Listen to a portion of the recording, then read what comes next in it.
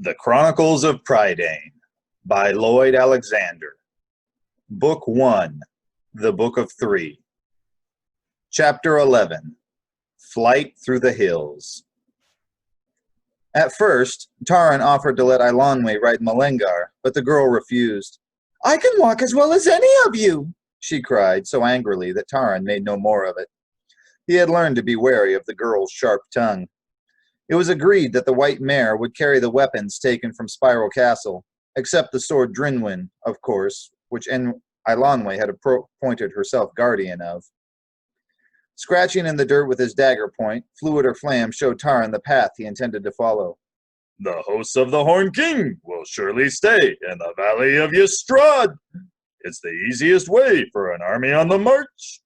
Spiral Castle was here," he added, with an angry jab to mark the spot, "west of the river Yestrad. Now, the shortest road would be straight north over these hills." "That is the one we must take," said Taran, trying hard to make sense of Fluider's crisscrossing lines. "Wouldn't recommend it, my friend. We should be passing a little too near Anuvan. Our inn strongholds are close to Spiral Castle, and I suggest we keep clear of them. No, what I believe we should do is this.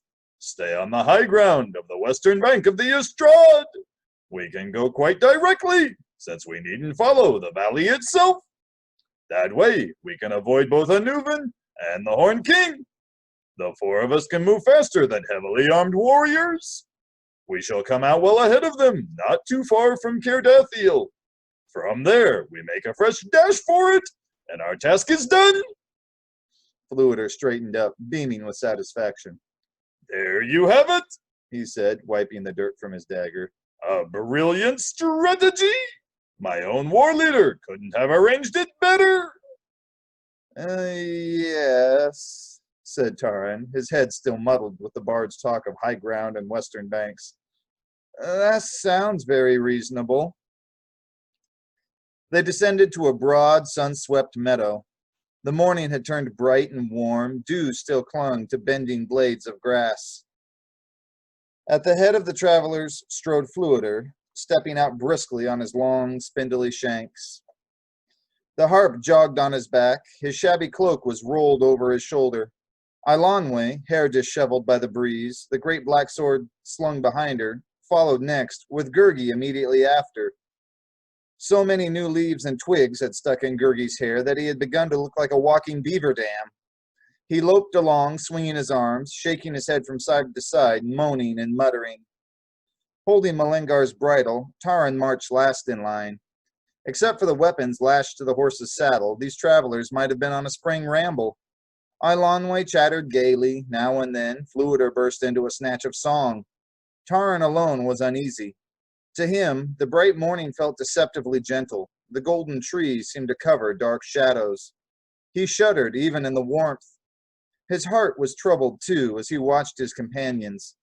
In Caer-Dallben, he had dreamed of being a hero, but dreaming, he had come to learn, was easy, and at Caer-Dallben no lives depended on his judgment. He longed for Gwydion's strength and guidance. His own strength, he feared, was not equal to his task. He turned once for a last look in the direction of Spiral Castle, Gwydion's burial mound. Over the hill crest, stark against the clouds, rose two figures on horseback.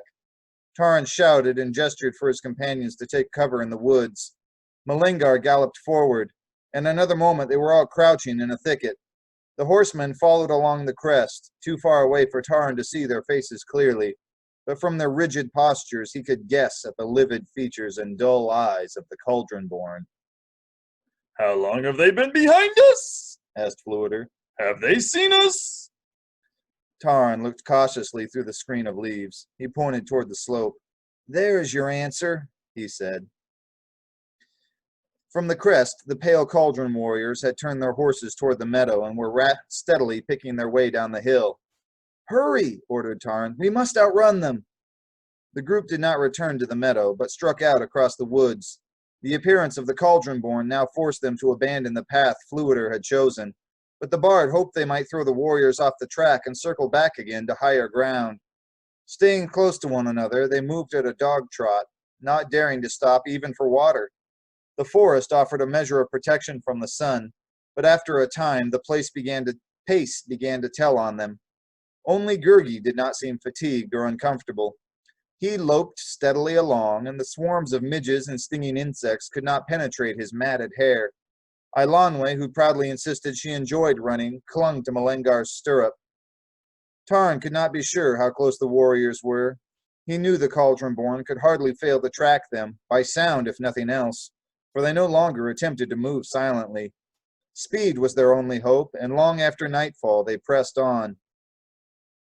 It had become a blind race into darkness, under a moon drowned in heavy clouds. Invisible branches grasped at them or slashed their faces. Eilonwe stumbled once, and Taran pulled her to her feet. The girl faltered again, her head drooping. Taran unstrapped the weapons on Malengar's saddle, shared out the burden with Fluider and Gurgi, and hoisted the protesting Eilonwe to Malengar's back. She slumped forward, her cheek pressed against the horse's golden mane. All night they struggled through the forest, which grew denser the closer they approached the Yestrad Valley. By the time the first hesitating light of day appeared, even Gurgi had begun to stumble with fatigue and could barely put one hairy foot in front of the other. Eilonwe had fallen into a slumber so deep that Taran feared she was ill. Her hair lay bedraggled and damp upon her forehead. Her face was pallid. With the bard's help, Taran lifted her from the saddle and propped her against a mossy bank. When he ventured to unbuckle the cumbersome sword, Eilonwe opened one eye, made an irritated face, and pulled the blade away from him, with more determination than he had expected. "You never understand things the first time," Eilonwe murmured, her grip firm on the weapon. "But I imagine assistant pig keepers are all alike. I told you before you're not to have it, and now I'll tell you for the second time. Or is it the third or fourth? I must have lost count." So saying, she wrapped her arms around the scabbard and dropped back to sleep. "We must rest here," Taran said to the bard. If only a little while. "At the moment," groaned Fluider, who had stretched out full length with his toes and nose pointing straight into the air. "I don't care who catches me. I'd welcome Arin himself and ask whether he had any breakfast with him." "The Cauldron-born might have lost track of us during the night," Taran said hopefully, but without great conviction. "I wish I knew how far we left them behind, if we've left them behind at all." Gurgi brightened a little. "Clever Gurgi will know," he cried, "with seekings and peekings." In another moment, Gurgi was halfway up a tall pine. He clambered easily to the top and perched there like an enormous crow, scanning the land in the direction they had traveled. Taran, meanwhile, opened the saddlebags. So little food remained that it was hardly worth dividing. He and Fluider agreed to give Eilonwe the last of the provisions. Gurgi had scented food even at the top of the pine tree, and he came scuttling down, snuffling eagerly at the prospect of his crunchings and munchings. "Stop thinking about eating for a moment," Taran cried. "What did you see?" "Two warriors are far, but Gurgi sees them. Yes, they are riding full of wickedness and fierceness. But there is time for a small crunching," Gurgi pleaded. "Oh, very small for clever, valiant Gurgi." "There are no more crunchings," said Taran. "If the Cauldron-born are still on our heels, you had better worry less about food and more about your own skin." "But Gurgi will find munchings very quickly. Oh, yes! He is so wise to get them to comfort the bellies of great noble lords. But they will forget poor Gurgi and not even give him snips and snaps for his eatings." After a hurried discussion with Fluider, who looked as ravenous as Gurgi, Taran agreed they might take a little time to search for berries and edible roots. "Quite right," said the bard. "Better eat what we can get now, while the Cauldron-born give us a chance to do it. I shall help you. I know all about foraging in the woods. Do it constantly." The harp tensed and one string showed signs of giving way. "No," he added quickly, "I had better stay with Eilonwe. The truth is, I can't tell a mushroom from a toadstool. I wish I could. It would make the life of a wandering bard considerably more filling." With cloaks in which to carry back whatever they might find, Taran and Gurgi set off. At a small stream, Taran halted to fill Gwydion's leather water flask. Gurgi, sniffing hungrily, ran ahead and disappeared into a stand of rowans. Near the banks of the stream, Taran discovered mushrooms and gathered them hurriedly. Bent on his own search, he paid little heed to Gurgi until he suddenly heard anguished yelps from behind the trees. Clutching his precious mushrooms, Taran hastened to see what had happened and came upon Gurgi lying in the middle of the grove, writhing and whimpering, a honeycomb beside him.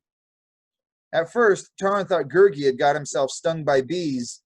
Then he saw the creature was in more serious trouble. While Gurgi had climbed for the honey, a dead branch had snapped under his weight. His twisted leg was pinned to the ground with the heavy wood on top of it. Taran heaved the branch away. The panting Gurgi shook his head. "Poor Gurgi's leg is broken," he moaned. "There will be no more amblings and ramblings for him now." Taran bent and examined the injury. The leg was not broken, though badly torn and swelling rapidly. "Now Gurgi's head must be chopped off," the creature moaned. "Do it, great lord! Do it quickly! Gurgi will squeeze up his eyes so as not to see hurtful slashings." Taran looked closely at Gurgi. The creature was in earnest. His eyes pleaded with Taran. "Yes, yes!" cried Gurgi. "Now, before silent warriors arrive, Gurgi is better dead at your sword than in their hands. Gurgi cannot walk. All will be killed if fearful smitings and bitings. It is better." "No," said Taran. "You won't be left in the woods, and you won't have your head chopped off by me or anyone else." For a moment, Taran almost regretted his words. The poor creature was right, he knew.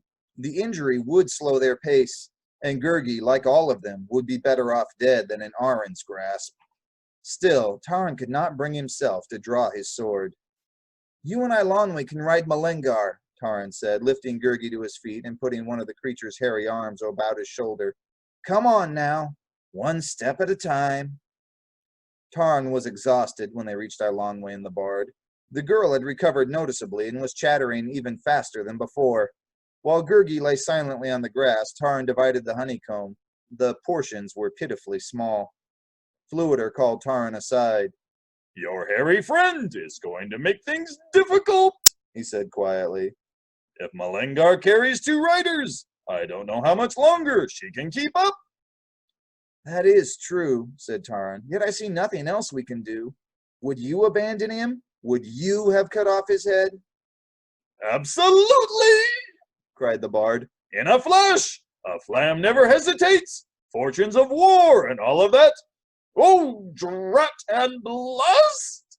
There goes another string! A thick one, too!" When Taran went back to rearrange the weapons they would now be obliged to bear, he was surprised to find a large oak leaf on the ground before his cloak. On the leaf lay Gurgi's tiny portion of honeycomb. "For great lord," murmured Gurgi. "Gurgi is not hungry for crunchings and munchings today." Taran looked at the eager face of Gurgi. For the first time, they smiled at one another. "Your gift is generous," Taran said softly. "But you travel as one of us, and you will need all your strength.